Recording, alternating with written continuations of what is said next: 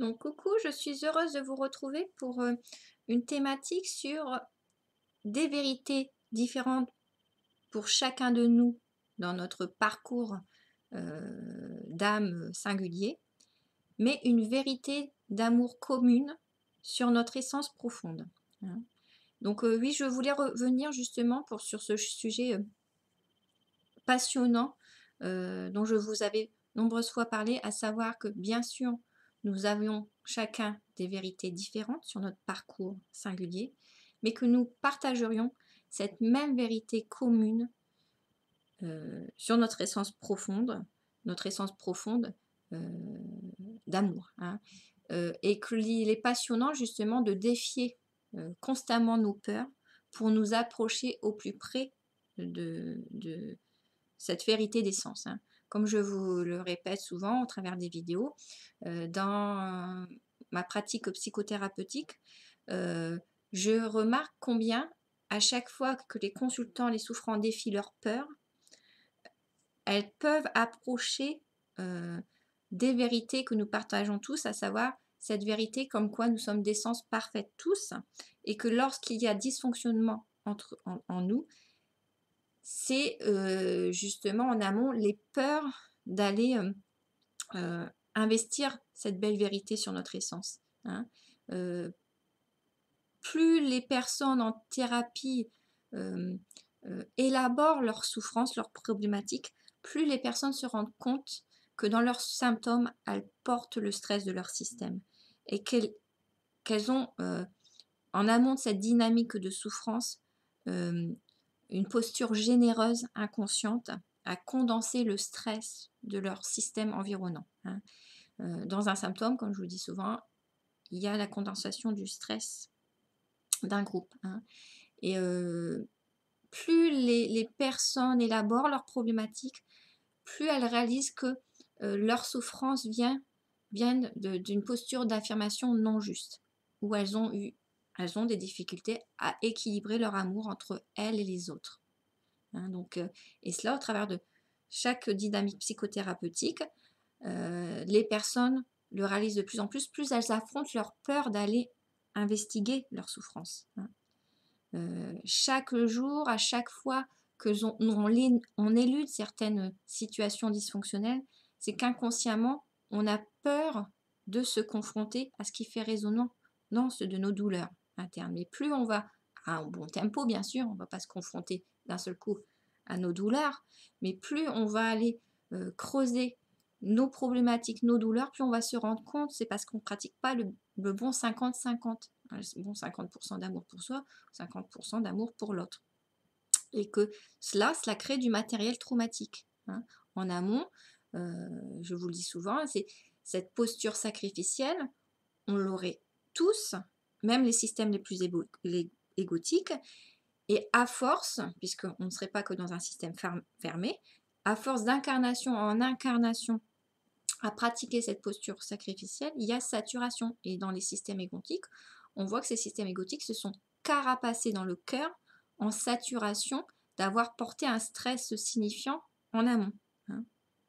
Ainsi, je vous donne souvent l'exemple de cette personne de fonctionnement psychopathique que j'avais rencontrée au centre, qui avait brûlé la grange de son père à force d'avoir contenu dans son enfance toute sa souffrance, à ne pas avoir pu justement dénoncer les souffrances familiales, à ne pas avoir porté pas mal euh, de douleurs transgénérationnelles, donc pour ne pas déranger son système familial et ne pas, entre guillemets, avoir ce sentiment de trahir son système familial en dénonçant toute cette violence psychique et physique qu'elle vivait, euh, elle a contenu et un jour elle a brûlé cette personne la grange de son père, tellement elle avait contenu sa colère et cette agressivité refoulée à avoir tout contenu du stress de ce système familial. Donc vous voyez, je vous le dis souvent, mais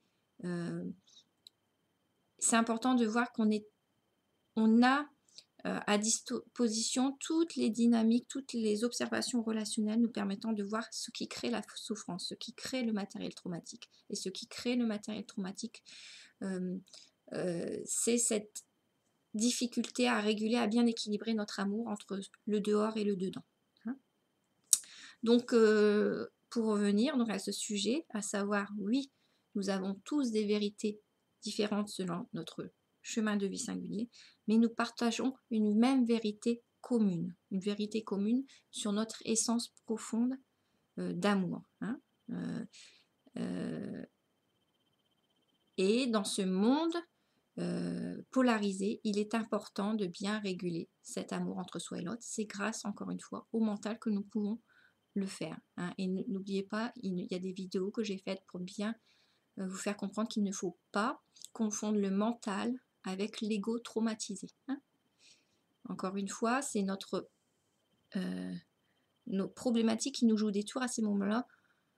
Se centrer sur le mauvais acteur nous empêche de régler le problème. Hein. Si on est centré sur la problématique du mental alors que ce n'est pas la problématique du mental et que c'est la problématique de l'ego traumatisé, nous ne travaillons pas et nous n'élaborons pas les problématiques de l'ego traumatisé. Donc l'ego traumatisé se défile à ce moment-là. Hein. Et il faut vous dire que c'est pas anodin puisque cet ego traumatisé a besoin d'être pensé dans ses blessures pour se restaurer et donner les bonnes directives à un mental pour que ce mental soit fonctionnel. Hein. Donc encore une fois, c'est important de voir que dans les dynamiques relationnelles, nous avons tout à disposition pour comprendre que nous partageons cette vérité d'amour. Et comment on découvre cette vérité d'amour? C'est en étant autant dans le mental que dans le cœur. Hein. Vous voyez, c'est toujours une logique d'équilibre des complémentarités. Puisque si vous êtes que dans le cœur, vous ne décodez pas ces règles de cette dualité et vous donnez tout votre cœur sur l'extérieur. Et comme je vous le dis souvent, ça amène à des pathologies lourdes telles que des dynamiques psychotiques, des dynamiques bipolaires, donc ou des personnes qui souffrent de leur grande sensibilité, alors que c'est une richesse, la grande sensibilité, mais quand elle est mal distribuée, cette grande sensibilité, ça amène des dysfonctionnements lourds. Donc, encore une fois, je vous invite à voir que tout ce que je vous pose, c'est très logique. C'est le tout, c'est de prendre le temps d'y réfléchir. Hein, et de voir que votre seul sauveur, c'est vous-même. C'est la clé est dans le libre arbitre. Hein, dans le libre arbitre que nous avons tous, à bien distribuer notre amour entre le dehors et le dedans. Hein. Et cette vérité, sur notre essence profonde, nous la partageons et c'est important que nous ne laissions pas notre ego traumatisé nous priver de cette belle vérité. Parce que cette belle vérité, ça nous donne le moteur pour, dans la vie de tous les jours, quotidiennement, pratiquer cette bonne posture d'affirmation juste. Hein, comme je vous le dis souvent, cette bonne posture d'affirmation juste qui est de préserver ses choix personnels tout en aimant l'autre sans jugement et dans le calme, hein, sans réagir, en étant dans cette posture d'affirmation qui vous fait autant aimer l'autre dans le non-jugement que de vous aimer vous en protégeant vos choix personnels et en faisant en sorte de ne pas accepter les abus de l'extérieur. Hein.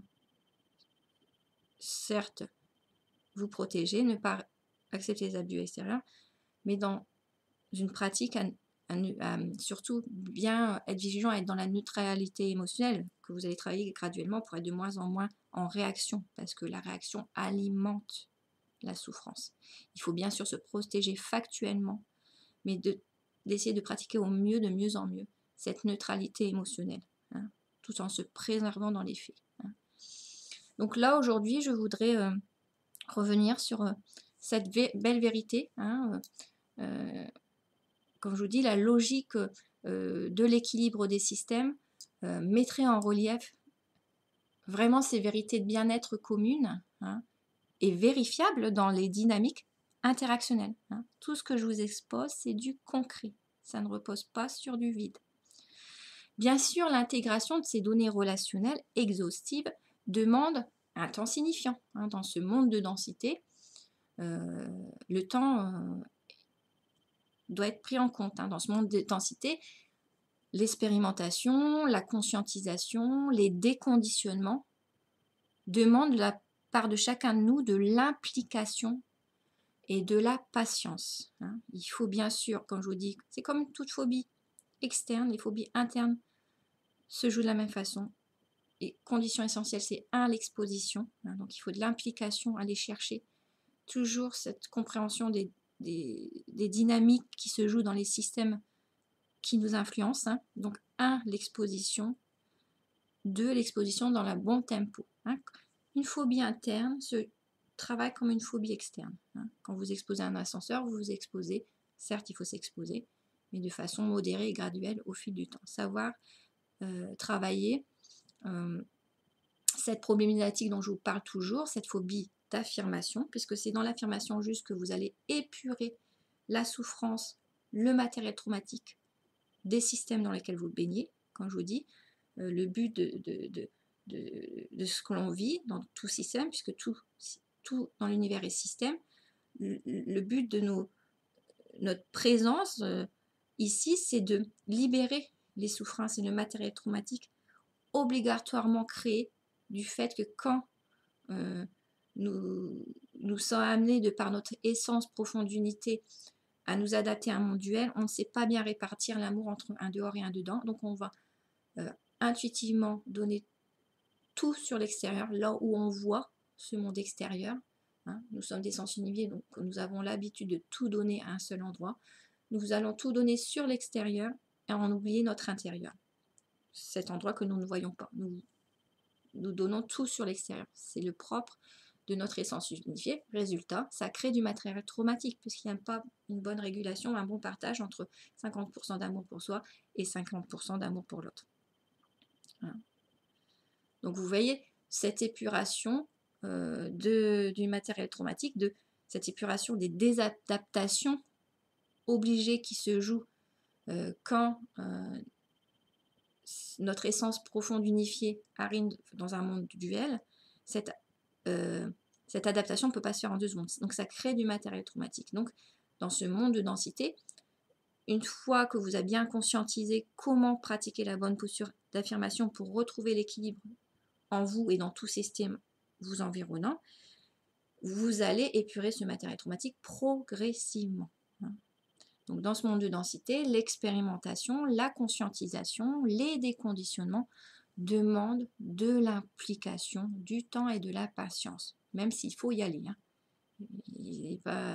C'est important de se dire, oui, il ne faut pas éviter de travailler cette dynamique d'amour entre soi et l'autre, sinon vous arrivez à ces pathologies signifiantes, ou comme vous voyez dans les dynamiques des pathologies lourdes, on a des personnes de grand cœur qui ont tellement contenu sans préserver leur espace, à un moment donné elles dysfonctionnent tellement qu'elles ont des pathologies psychiatriques lourdes. Hein. Ça, vous revenez sur les anciennes vidéos où je vous expliquais justement comment dans les pathologies lourdes on voit la posture sacrificielle, pathologie psychique lourde, on voit la posture sacrificielle de personnes qui n'ont pas réussi à préserver leur espace. Et comme je le dis, il n'y a pas à jeter la pierre au système extérieur, c'est à chacun de nous de se préserver des abus extérieurs, parce que obligatoirement dans ce monde de densité de dualité, l'extérieur, sans s'en rendre compte, va être amené à mal aussi doser cette répartition d'amour entre eux et les autres. Donc il y aura cette dynamique d'être dans les abus sans s'en rendre compte. Chacun de nous, nous avons des moments dans les relations, quand quelqu'un va trop nous donner, intuitivement, sans s'en rendre compte, on va trop abuser. C'est quelqu'un qui a l'habitude de vous donner, on voit plus que ça lui cause des efforts de donner, si la personne contient et n'ose pas dire. Et donc, ça va amener loi d'attraction. Si vous êtes trop dans une posture de sacrifice, cela va amener des postures relationnelles de trop grande intrusivité en face. Hein. Voilà. Si vous ne dites pas à une personne que des choses vous pèsent dans l'aide que vous donnez à cette personne, la personne, elle va abuser sans s'en rendre compte. Hein.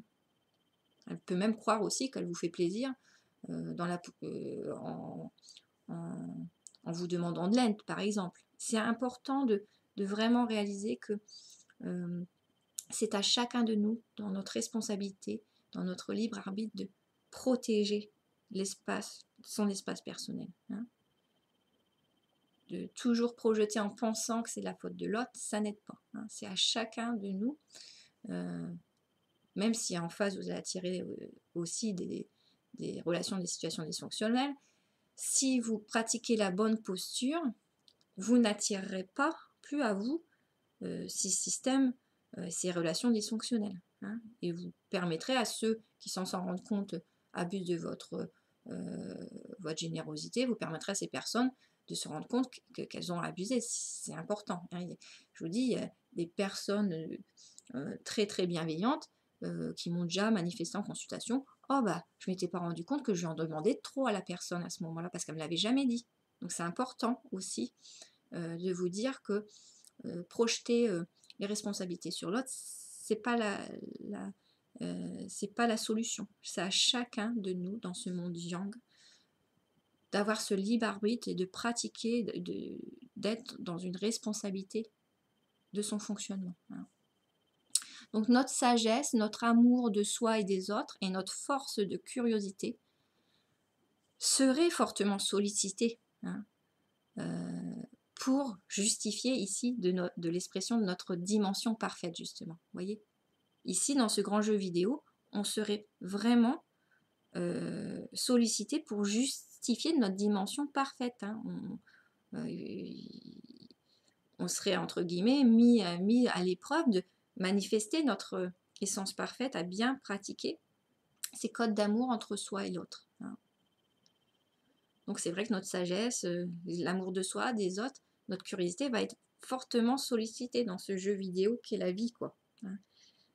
Et pour la manifester, cette essence, dans ce monde yang, hein, et non dans le monde yin, hein.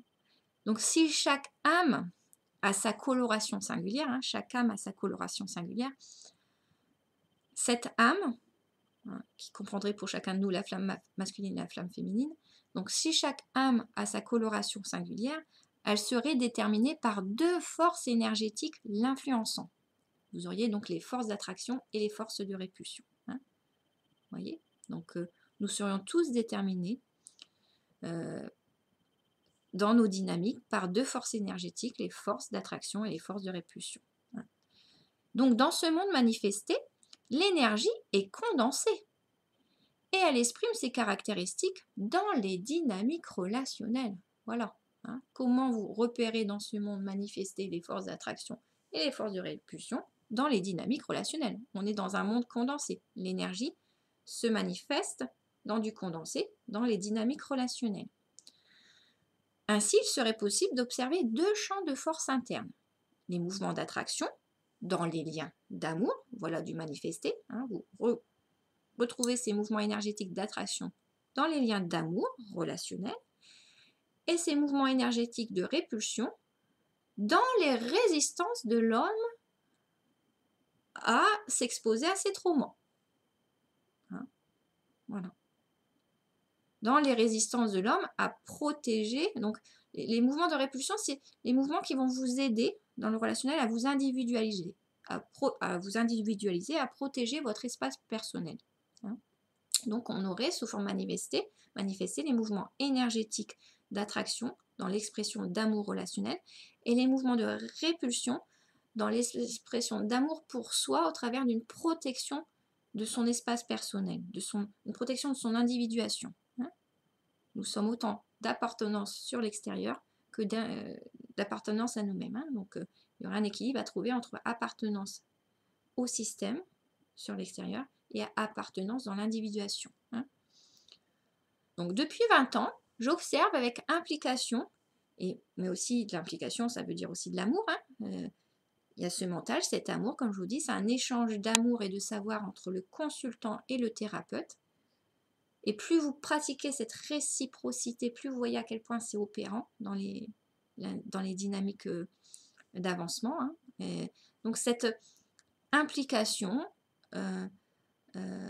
c'est important. Donc on voit au travers des observations relationnelles exhaustives la manière dont une personne, elle est traversée par ces deux forces énergétiques dans ses liens au système environnant, hein. Voilà. Donc, et c'est là que vous voyez qu'il y a des codes communs qui se retrouve dans tout processus relationnel, malgré la singularité de chaque histoire. Voilà. Il y a des codes communs qui se retrouvent dans tout processus relationnel, malgré la singularité de chaque histoire. Alors, je vous en donne des exemples. Ce que je retrouvais sur ces 20 ans, ces 20 années d'observation, c'est que le symptôme condenserait en son cœur le stress du groupe. Le symptôme aménagerait le cadre d'avancement structurant d'une personne. Encore une vérité que nous partagerions, le symptôme révélerait dans son cœur le faux et le dysfonctionnel. C'est ça qui est très intéressant. C'est important que vous ayez toujours aussi observer le symptôme, observer le matériel traumatique. Parce que dans ce matériel traumatique, il y a les clés pour savoir ce qui est faux. Ainsi, c'est important d'aller ne pas voir que certaines informations qui vous semblent justes, mais d'aller aussi voir les informations qui ne vous semblent pas justes. Parce que dans ces informations pas justes, il y a la clé pour livrer le faux. Donc, au travers de ces informations non justes, vous accédez à beaucoup de codes qui vous permettent de comprendre, ça révèle le faux. Voilà. D'ailleurs, on dit bien que plus il y aurait de lumière, plus le voile serait levé sur tout ce qui est faux. Donc, au travers de la pratique, aller voir comment le symptôme opérait, ça permettait à chaque fois dans les prises en charge de voir ce qui était faux. Voilà. Dans un symptôme, le fait, bien sûr la sciatique c'est l'exemple le plus commun, mais dans tous les symptômes de la sciatique permettaient de voir que la personne devait être freinée de façon lourde. Cela révélait dans ce symptôme que la personne était dans l'hyperactivité. Pour cet exemple, parce qu'une sciatique, ça peut dire autre chose pour une autre personne. Une sciatique, ça peut être une difficulté d'autonomisation pour un adolescent, par exemple. Encore une fois, il faut contextualiser, reprendre toujours l'ensemble des puzzles de façon complète pour comprendre le sens d'un symptôme. Tout symptôme est aussi singulier. Mais quand vous analysez relationnellement ce que veut dire le symptôme, le fait là de voir qu'il traduisait ce symptôme, une paralysée obligée de la personne au travers de la sciatique, ça amenait à mettre en relief le faux. Le faux, c'est que cette personne n'avait pas été dans le bon rythme pendant très longtemps. Ça mettait en relief le faux, que c'était pas le bon rythme que la personne pratiquait en amont. Voilà. Moi, souvent, je vais voir différentes sources d'informations. Et aussi, il est très intéressant de voir aussi toutes ces sources d'informations qui ne sont pas justes, parce que dans ces sources d'informations, vous y comprenez beaucoup de choses, parce que vous savez que derrière tout ça, il y a du faux. Et donc, ça vous aide à comprendre de plus en plus de choses, à révéler de plus en plus de choses, à mettre en lumière de plus en plus de la façon dont le faux fonctionne. Un système présente, ça encore ce que m'a permis d'observer pendant toutes ces années les dynamiques relationnelles, c'est un système présenterait une double polarité, consciente et inconsciente, avec ses spécificités complémentaires. Tout système, en fait, présenterait cette double polarité, consciente et inconsciente, avec des spécificités complémentaires. Je vous avais déjà parlé du système psychique, conscient-inconscient, système flamme jumelle, féminin, conscience, masculin, inconscient. Vous avez le système somatique, inconscient, système psychique conscient, psychique conscient. Vous avez dans le système familial, avec le patient désigné inconscient, membre du système familial, conscience. On retrouve toujours la partie inconsciente qui porterait le stress du système et la partie consciente qui élaborerait ce stress de façon plus régulée, la partie consciente. Donc, le système sociétal, pareil, système sociétal, et avec système sociétal, avec vous avez ces leaders, ces politiciens, et le peuple, hein, vous voyez, vous avez tout système qui fonctionnerait de la même façon, hein. Le système univers, comme je vous dis toujours, avec la partie yin, monde unifié, la partie yang des mondes manifestés, hein, le monde de la mentalisation. Vous retransposez, vous avez tout système, donc, comme je vous dis, aurait sa double polarité consciente et inconsciente avec ses spécificités complémentaires. Tout système travaillerait au même but, hein, même but d'équilibre. Hein. Tout système aspire à retrouver son état d'équilibre. Hein. Tout système travaillerait à l'épuration de ses tensions pour rétablir l'équilibre interne. Hein. Tout dans cet univers serait sous système des systèmes visibles aux systèmes invisibles. Tout système fonctionnerait selon la même organisation et rejoindrait les mêmes buts d'équilibre. Hein, vous voyez, donc ça c'est toutes ces lois que nous partagerions tous, qui que nous soyons, hein, et que, au travers de ma pratique, j'ai retrouvé dans chaque prise en charge. Ainsi, tout serait constamment dévoilé de notre essence profonde dans un relationnel quotidien. Voilà. Tout serait là devant nous, hein, mais il faudrait l'intégrer. Toutefois, ces vérités communes, libératrices des souffrances, demanderaient à chacun de ne rejeter aucune partie de son être incarné. Hein.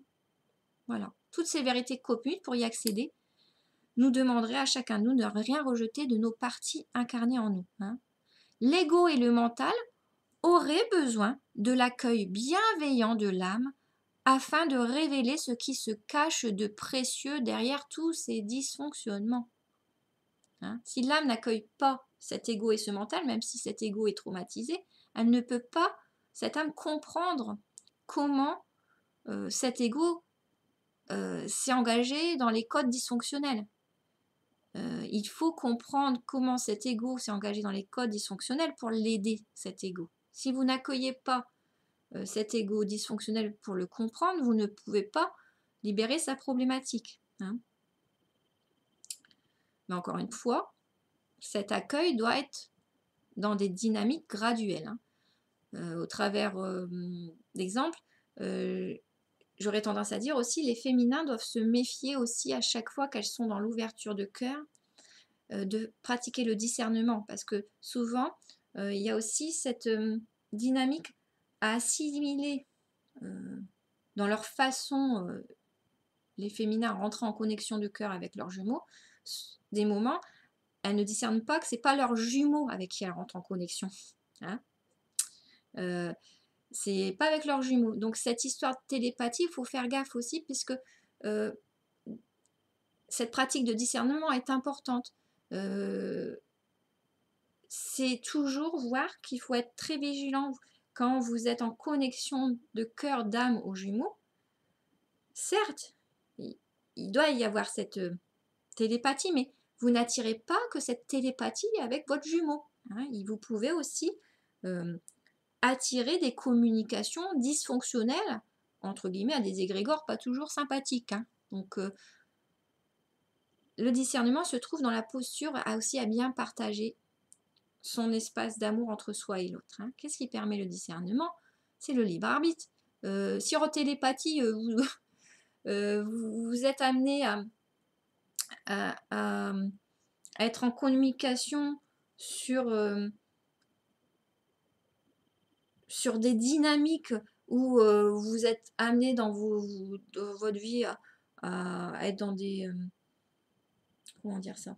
À être dans des échanges, vous avez l'impression de vous confondre aux jumeaux, mais que dans cette confusion du jumeau, vous êtes en pratique à faire des choix qui ne relèvent pas de votre libre arbitre, et que ces choix vous questionnent, hein, puisque, encore une fois, vous pouvez être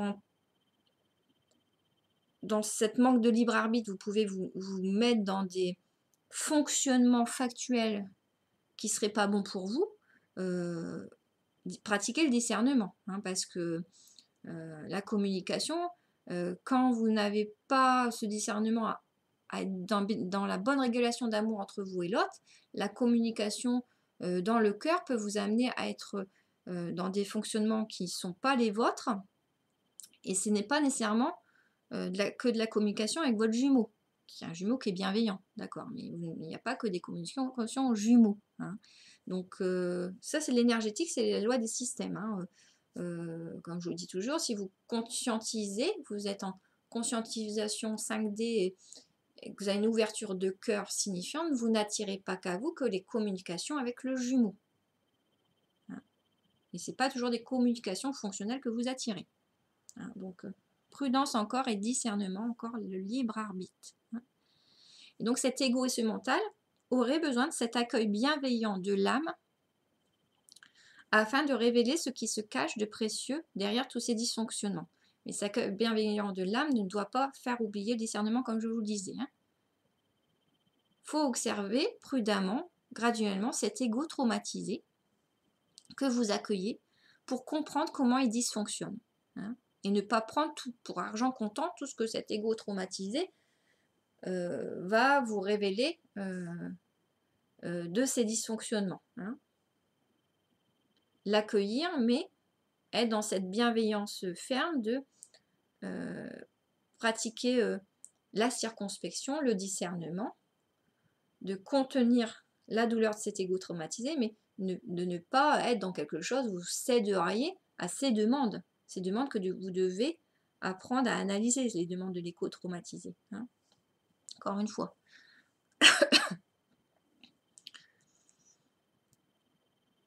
Donc la science des systèmes est cette science qui permet de synthétiser toutes ces données parcellaires, signifiantes et faites de sens. Ainsi, le puzzle se réunifierait progressivement à force de patience, de courage, de sagesse et de curiosité. Ce puzzle révélerait alors des paysages splendides. Voilà.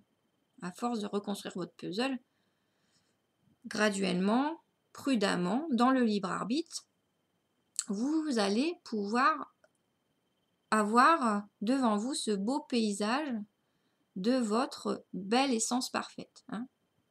Dans la reconstruction appliquée et aimante de l'histoire d'une personne, le mental serait donc cet outil indispensable afin d'être dans une logique déductive. Une logique de cœur, d'accord, mais aussi une logique du mental déductive. Quand une hypothèse théorique se confirme, et qu'elle se confirme systématiquement dans ses observations, dans les observations faites, alors cette hypothèse théorique peut être validée, hein. Ça, je vous le répète souvent, mais c'est important. Quand vous avez une hypothèse théorique qui se confirme systématiquement dans vos observations, cette hypothèse théorique peut être validée. Ainsi, le mental serait cet allié afin de mettre en relief l'équilibre des systèmes. C'est bien le mental qui va vous permettre de confirmer ou d'infirmer vos hypothèses, hein. Et donc, de toujours aller vers plus d'équilibre des systèmes, puisque le but de tout système, c'est de trouver l'équilibre. Donc, le mental permettrait de distribuer cette énergie d'amour entre un dehors et un dedans.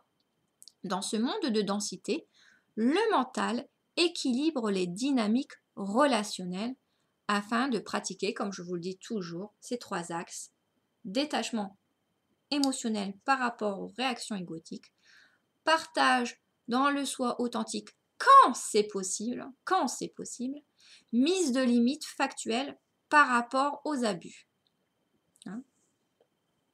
Alors, comment réfléchir et traiter la question de l'exposition aux souffrances et aux peurs sans le mental? Bonne question. Moi, je n'ai pas de réponse. Pour moi, c'est impossible. Comment réfléchir, traiter l'exposition aux peurs sans le mental? Ça serait impossible. Dans ce monde manifesté, le mental interviendrait obligatoirement pour gérer le stress et le rétablissement de l'équilibre, hein. C'est logique, hein.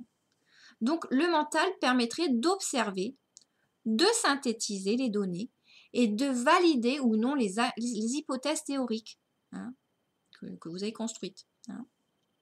Voilà. C'est ce mental qui peut faire ça. Il n'y a aucun autre outil. Dans cet espace yang du système, le monde du manifesté solliciterait l'instrument intellectuel. Voilà. Dans tout monde manifesté. La 5D, c'est aussi un monde manifesté, c'est un monde polarisé. Comme je vous dis souvent, certes, le mental est plus fonctionnel en 5D. Donc, vous créez moins de matériel traumatique, ce qui explique qu'en 3D, c'est plus dense. Mais en 5D, le mental existerait aussi. Hein, on est dans l'espace Yang. Donc, le mental serait sollicité dans ce monde Yang, que ce soit de la 3D à la 5D. Donc, le monde du manifesté, donc le mental plutôt,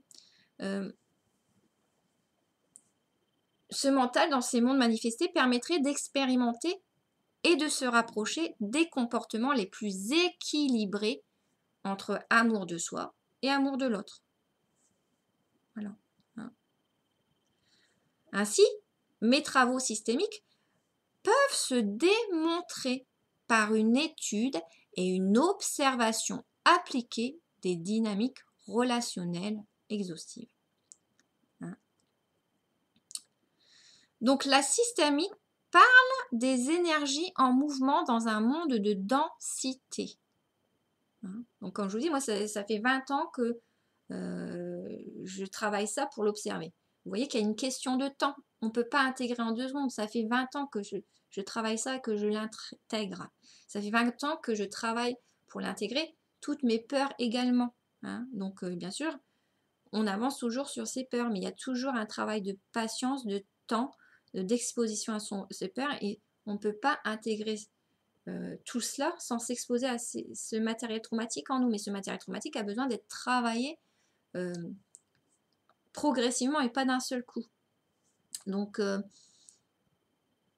il est essentiel de vous dire que cette intégration, elle ne peut pas se faire en 2 secondes. Mais il est important que nous travaillions toutes ces données qui sont dans le relationnel, qui nous donnent accès à des vérités communes qui sont très, très importantes pour revenir à notre essence profonde et pour nous permettre de bien fonctionner dans ce monde manifesté, de bien s'équilibrer entre dehors et dedans.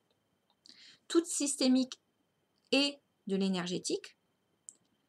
Et comme je vous le disais dans l'ancienne vidéo, comme l'étude de Paul Posso, P-O-2-S-O-T, comme l'étude de Paul Posso dans ses travaux, il y a des travaux très intéressants de Paul Posso, même si il y a des lectures qui me parlent moins. Il y a des lectures que je retrouve quand il met en relief certaines dynamiques que l'on vit au travers, comme je vous disais la fois dernière, cette dynamique où pratiquer des codes unifiés dans les mondes polarisés, ça amène des déséquilibres. Il le dit avec ses mots, avec son langage, mais on arrive à une même lecture. Il y a aussi, donc il met aussi dans ses travaux sur le contrôle mental, la désinformation. Il explique aussi que les chercheurs de vérité seraient soumis à des champs résistentiels signifiants lorsqu'ils se rapprocheraient de vérités de forte attraction. Les forces de répulsion s'exprimeraient alors avec une même intensité que les forces d'accroche à des vérités toujours plus passionnantes. Vous avez toujours ces 2 mouvements d'intensité, de même intensité et polarisés qui s'exprimeraient, de mouvements de force inverse. Les forces de répulsion qui s'exprimeraient alors en même intensité que les forces d'accroche à des vérités toujours plus passionnantes. Il expliquerait, Paul Posso, que plus vous êtes dans la recherche de vérité, les chercheurs de vérité se verraient parasités par des forces justement de répulsion, plus ils découvriraient des choses intéressantes. Dans notre monde interne comme externe, des dynamiques parasitantes freineraient alors cette transmission et cette intégration des données nouvelles et signifiantes quant à leur sens. Voilà. Donc c'est très intéressant de voir que plus vous vous rapprochez de vérités passionnantes, plus vous êtes amené à pratiquer la bonne posture d'affirmation juste afin d'être encore une fois à la hauteur de votre essence. Quand plus on se conscientise, comme on est tous d'essence parfaite, cette réalité, plus chacun de nous nous serions amenés à pratiquer bien la bonne posture d'affirmation juste, hein. Et comme je vous le disais dans les autres vidéos, nous sommes dans une ère où nous serions amenés à tous finalement avancer jusqu'à tous retrouver chacun de nous notre flamme jumelle. Et donc, dans cette relation ambitieuse, nous serions tous amenés à pratiquer la bonne posture d'affirmation juste. Donc, c'est vrai que c'est un exercice périlleux et ambitieux, mais nous serions tous amenés dans cette ère d'avancement signifiante à l'heure actuelle à vivre cet engagement dans la bonne posture d'affirmation et nous serions tous de plus en plus amenés à être de façon soutenue à travailler cette bonne posture d'affirmation juste, hein. D'où l'importance, comme je vous le disais, de bien se pencher, se centrer sur ce travail, sur la bonne posture d'affirmation juste et de se centrer sur des essentiels que c'est notre mental qui va nous aider à pratiquer la bonne posture d'affirmation juste. Donc c'est notre mental, notre allié de protection, hein. Dans cette ère où de plus en plus il y a euh, une ouverture de conscience et de cœur signifiante que nous sommes amenés à vivre, on est de plus en plus l'humanité s'ouvre en cœur et en conscience, nous sommes amenés de mieux en mieux à trouver notre posture d'affirmation juste. C'est pour ça qu'au travers des vidéos que je vous ai présentées, j'ai insisté dans ce travail sur la posture d'affirmation juste, même en décortiquant à un niveau très pragmatique, même à un niveau très comportementaliste, la manière dont libérer le matériel traumatique, puisque ces outils sont essentiels pour pratiquer la bonne posture d'affirmation juste, de même qu'il est essentiel de comprendre que notre mental n'est pas notre ennemi, c'est un allié pour aider notre ego traumatisé à libérer ce matériel traumatique, hein, à une heure où on serait amené de façon soutenue, on serait amené de plus en plus à pratiquer la bonne posture d'affirmation, hein, juste, et que ce serait très important pour se protéger des dysfonctionnements en nous et aussi des dysfonctionnements de nos systèmes environnementaux. Voilà. Voilà, donc je pense qu'au travers des vidéos que je vous ai présentées, vous avez pas mal d'outils qui vous aideront à réfléchir à quel point il est essentiel de travailler la bonne posture d'affirmation juste à l'heure actuelle. Et j'espère que toutes ces dynamiques vous aideront à avancer sur votre chemin, hein. Chemin âme sœur, flamme jumelle, âme sœur qui deviendront, qui rencontreront ou qui libéreront de plus en plus le matériel traumatique avec leur flamme jumelle. Voilà. Je vous souhaite une bonne journée. Au revoir.